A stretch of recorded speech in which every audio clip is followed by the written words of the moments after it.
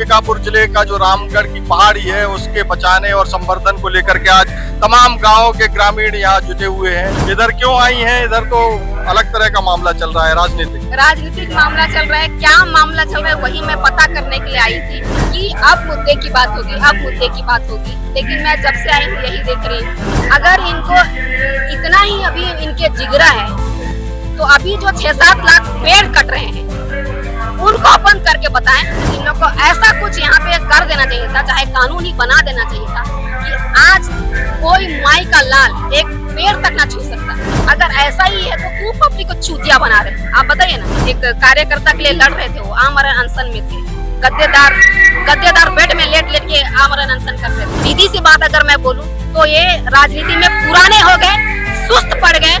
अभी समय है कि कोई नई विचारधारा सामने आए। इनके दिमाग में एक ही बात सेट है, हम हैं यम, हम जब तक मरेंगे नहीं तब तक अपना जो गद्दी है उसको छोड़ेंगे नहीं। स्पर्श मल्टी स्पेशलिटी हॉस्पिटल आधुनिक एवं श्रेष्ठ किडनी विभाग फुल टाइम विशेषज्ञों की देखरेख में दे रहा है डायलिसिस की सुरक्षित और बेहतरीन सुविधा, साथ ही न्यूनतम दर पर हेल्थ पैकेज की सुविधा भी। स्पर्श मल्टी स्पेशलिटी हॉस्पिटल, एक एहसास अपनेपन का। नमस्कार, मैं हूं मयंक चतुर्वेदी और आप देख रहे हैं तीरंदाज। छत्तीसगढ़ के अंबिकापुर जिले का जो रामगढ़ की पहाड़ी है उसके बचाने और संवर्धन को लेकर के आज तमाम गांवों के ग्रामीण यहाँ जुटे हुए हैं और एक समिति भी बन गई है।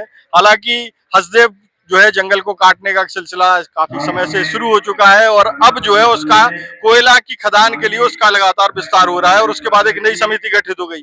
एक तरफ एक आंदोलन चल रहा है, वहां तमाम नेता लोग जुटे हुए हैं, ग्रामीण लोग जुटे हैं। छोटू भाई एक बार दिखा दीजिए उस तरफ। और दूसरी तरफ जो है अंबिकापुर की बवाली इन्फ्लुएंसर आकांक्षा टोप्पो भी यहाँ आई हुई हैं और हमारे साथ वो खड़ी हुई हैं और इनका एक अलग व्यूअरशिप है, इनको लोग अलग तरीके से पसंद करते हैं। और आज जो है हम भी इनसे बात करने का हमको मौका मिला है। आकांक्षा जी इधर क्यों आई हैं? इधर तो अलग तरह का मामला चल रहा है, राजनीतिक मामला चल रहा है। क्या मामला चल रहा है वही मैं पता करने के लिए आई थी और मैं देख रही हूँ सच में ये लोग मीडियाबाजी करने के लिए आए हैं कि सच में जल जंगल जमीन बचाने का कोशिश कर रहे हैं, वही देखने आई हूँ मैं। तो आपको क्या लग रहा है कि जंगल बचाने की कोशिश हो रही है या केवल नूरा कुश्ती टाइप की है? देखिए, अभी तक मेरे को जो पता चला, मैं पिछले यहाँ लगभग 11 बजे आसपास से आई हुई हूँ और अभी मेरे ख्याल से 2 बजने को है, 2 बज के पार भी हो गया।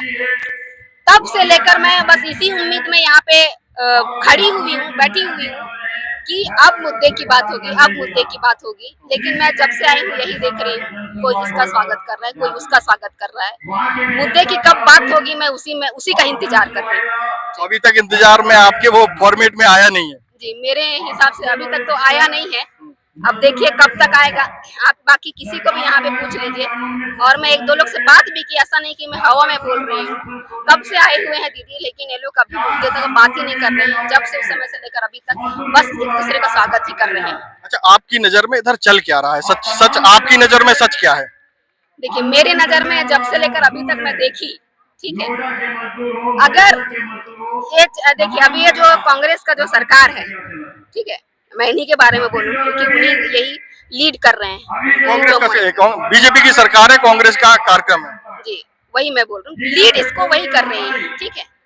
मैं आपको एक बात बता दूं, अगर इनको इतना ही अभी इनके जिगरा है तो अभी जो 6-7 लाख पेड़ कट रहे हैं उनको बंद करके बताएं, तब हम मानेंगे कि इनके कार्यकर्ता में अभी भी वो जिगरा है कि वो उस चीज को बंद करा सकते हैं, हमारा जल जंगल सुरक्षित कर सकते हैं। क्योंकि मैं आपको बता दूं, इनके ऊपर से मेरे को भरोसा तो लगभग उठ ही गया और भरोसा इसलिए भी उठ गया क्योंकि कांग्रेस का सरकार पिछले 60-70 सालों से था, समझ रहे। और उस टाइम से लेकर अभी तक इन लोग को ऐसा कुछ यहाँ पे कर देना चाहिए था, चाहे कानून ही बना देना चाहिए था कि आज कोई माई का लाल एक पेड़ तक ना छू सकता। लेकिन कुछ भी नहीं हुआ और अभी भी वही ही कर रहे हैं। यहाँ पे रह करके भाषणबाजी ही हो रहा है। मैं अभी थोड़ा देर पहले बोली कि यहाँ पे 100-200 दिन आमरण अनशन में बैठ जाएं कांग्रेस के जितने भी कार्यकर्ता हैं, बाबा लोग, जो हम खुद साथ देने आएंगे भाई। तब तक बैठेंगे जब तक अदानी अंबानी यहाँ से भाग ना जाए। वो असली प्रयास होगा ना। ये आकर के क्या भाषणबाजी कर रहे हैं, ढीलबाजी कर रहे हैं, मीडियाबाजी कर रहे हैं। अगर ऐसा ही है तो क्यों पब्लिक को चूतिया बना रहे हैं? आप बताइए ना, क्यों? पागल है क्या? अपना जो भी काम दुनिया भर का काम रहता है, इतना टाइम में मैं बता रही हूँ, एक आदिवासी आदमी 4 बार अपना बासी भात खा के अपना काम करता।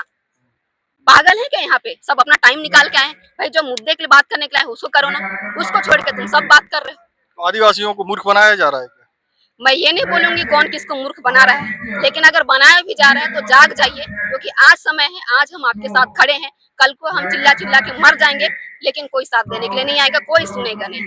तो इसको ऐसे समझें कि आदिवासी जो है नेताओं की नेतागिरी का सामान बन करके रह गए हैं। जी, आदिवासी केवल नहीं, हर कोई वो आदमी जो इस जमीन में बसा हुआ है, वो मैं बताऊं, क्या बोलते हैं, रिमोट खिलौना एक होता है जो रिमोट से चलता है, कि चाबी घुमा दिए उतना ही देर वो ऐसे ऐसे करेगा फिर बंद हो जाएगा।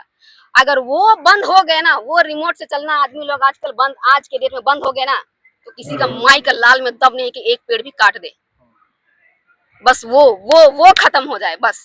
अच्छा, यहाँ मुआवजा जो मिलता है उसके बाद बहुत सारे लोग जो है नेतागिरी को अपना ठंडा कर देते हैं। एक और शख्स से हमारी बात हुई, उनका कहना था कि तमाम लोग जो विरोध करने आए हैं वो अपनी केवल रोटियां सेक रहे हैं, उनको बस कुछ मिल जाए, बस उसका इंतजाम कर रहे हैं। देखिए, इन सब में मैं कोई टीका टिप्पणी नहीं करूंगी, मेरे को जिस चीज के बारे में जानकारी नहीं है, मैं जो चीज देख रही हूँ उसको मैं आपको फटफट बोल दूं, लेकिन जिस चीज के बारे में मेरे को पता ही नहीं है उसको मैं कैसे बोलूं? कौन क्या सेक रहा है, कौन रोटी सेक रहा है, कौन अपना पापड़ सेक रहा है, मेरे को नहीं पता। लेकिन मैं यहाँ पे देखने आई थी कि यहाँ पे किस चीज में चर्चा हो रहा है, लेकिन यहाँ पे आई तो मेरे को पता चला कि यहाँ पे जल जंगल जमीन के बारे में चर्चा होना चाहिए था, जो कि हो नहीं रहा है, बस वही मैं बोल रही हूँ। टीएस सिंहदेव जी क्या वास्तव में इसकी लड़ाई को गंभीरता से लड़ रहे हैं या केवल जो है उनके लिए भी राजनीति भर है? मेरे को तो नहीं लगता है कि गंभीरता से लड़ रहे हैं। जब से आई हूँ फोटो ही बन रहा है, रील ही बन रहा है, वीडियो ही बन रहा है। अब आपको पता है, एक कार्यकर्ता के लिए लड़ रहे थे, वो आमरण अनशन में थे, गद्देदार बेड में लेट के आमरण अनशन कर रहे थे, और अभी यहाँ पे आए हैं, कूलर के बिना वो रह नहीं पा रहे हैं, पंखा के बिना रह नहीं पा रहे हैं थोड़ी देर के लिए। मेरे को नहीं लगता है वो सच में ऐसा कर रहे हैं, अब उनकी विचारधारा वो जाने, लेकिन मेरे हिसाब से देखिए, जो बाबा हो गए और ये जो सफी अहमद जैसे लोग हो गए, इनके ऊपर मेरे को बहुत ज्यादा भरोसा नहीं है। क्यों? सीधी सी बात अगर मैं बोलूं तो ये राजनीति में पुराने हो गए, सुस्त पड़ गए। अभी समय है कि कोई नई विचारधारा सामने आए।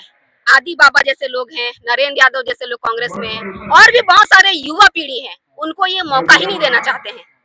मैं सच बताऊं तो इनके दिमाग में एक ही बात सेट है, हम हैं यम, हम जब तक मरेंगे नहीं तब तक अपना जो गद्दी है उसको छोड़ेंगे नहीं।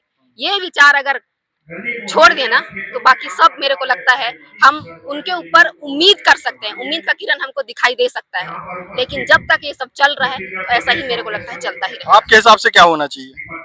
मेरे हिसाब से मैं चाहती हूँ कि जो भी पार्टी सत्ता में रहे, हमको कोई फर्क नहीं पड़ता है। बीजेपी अगले 100 साल तक रहे, हमको कोई दिक्कत नहीं, लेकिन भाई जो हमारा हक है वो तो हमको दिलाए, काम तो करे ढंग से।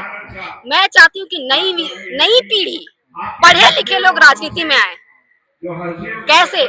आज आपको मैं बता दे रही हूँ, मैं इसको हमेशा बोलती हूँ, एक नेता या राजनेता अगर कोई उसके क्षेत्र में कलेक्टर बनता है, आईपीएस अधिकारी बनता है, एडीएम बनता है, डीएम बनता है, तो उसको बड़े छाती चौड़ा करके बोलता है कि हमारे एरिया में फलाना का बेटा कलेक्टर हुआ है। लेकिन उसके चेहरे पे देखिएगा एक जलन का भावना नहीं रहता है। क्यों नहीं रहता है? क्योंकि उसको अच्छी तरह से पता है, मैं नहीं पढ़ा लिखा हूँ तो क्या हुआ, ये जो कलेक्टर बना है ये मेरे अंडर में साला काम करेगा कल को, इसलिए उसके देखिए कभी उसके जलन का भावना नहीं रहता है। तो ये सब चीजों को हम कैसे ठीक कर सकते हैं? जब तक पढ़ा लिखा बच्चा राजनीति में नहीं आएगा, सिस्टम कैसे सुधरेगा? हम सिस्टम से शिकायत करना जानते हैं, स्वास्थ्य व्यवस्था ठीक नहीं है, पुलिस का सिस्टम ठीक नहीं है। अरे भाई कैसे ठीक होगा? जब तक युवा पीढ़ी, पढ़ी लिखी युवा पीढ़ी राजनीति में नहीं आएगी, कैसे काम चलेगा? हम और आप ही राजनीति को पलट सकते हैं। जो पुराने हो गए हैं, मेरे ख्याल से उनको कुर्सी छोड़ना चाहिए, नई विचारधारा को आने देना चाहिए। बस मैं यही बोलूंगी, ज्यादा बोलने से फिर इधर उधर हो जाता है। आपके चैनल में मैं बहुत बहुत धन्यवाद, बोलने का मौका दिए। वैसे नहीं तो हम जो हैं इंस्टाग्राम वाले हैं, हमको केवल इंस्टाग्राम और फेसबुक में गड़ा फाड़ने का मौका मिलता है, हमको किसी ऐसे माइक के सामने या फिर आप जैसे लोगों के साथ बात करने का मौका नहीं मिलता है। आप मौका दिए, बहुत बहुत धन्यवाद। तो ये थी आकांक्षा टोप्पो, जो यहाँ बड़ा चर्चित है, छत्तीसगढ़ में ही चर्चित है, अपनी बेबाकी के लिए जानी जाती हैं। तो देखना छोटू भाई, इधर बोतल पड़ी है, कांच है, वरना चोट लग जाएगी, आप लोग भी ध्यान रखिएगा। तो कुल मिलाकर के इन्होंने एक अपना विजन रखा और ये साफ किया कि ये जो आयोजन हो रहे हैं ना, ये केवल राजनीति होती है, आम जनता को इसके बहुत इससे जो है बहुत ज्यादा फायदा नहीं मिलता है। देश और दुनिया की ताजा तरीन खबरों से जुड़े रहने के लिए आप तीरंदाज को सब्सक्राइब करना बिल्कुल ना भूलें, बेल आइकन को जरूर प्रेस कर लीजिएगा। और अगर आप हमारे वीडियो को हमारे फेसबुक पेज पर देख रहे हैं तो कृपया करके उसे भी फॉलो कर लें। नमस्कार। खुश है तो फिर खुशी मना ले, छोटा बड़ा केक मंगा ले, संगम में मिलता है बढ़िया केक, संगम में मिलता है बढ़िया केक। तीरंदाज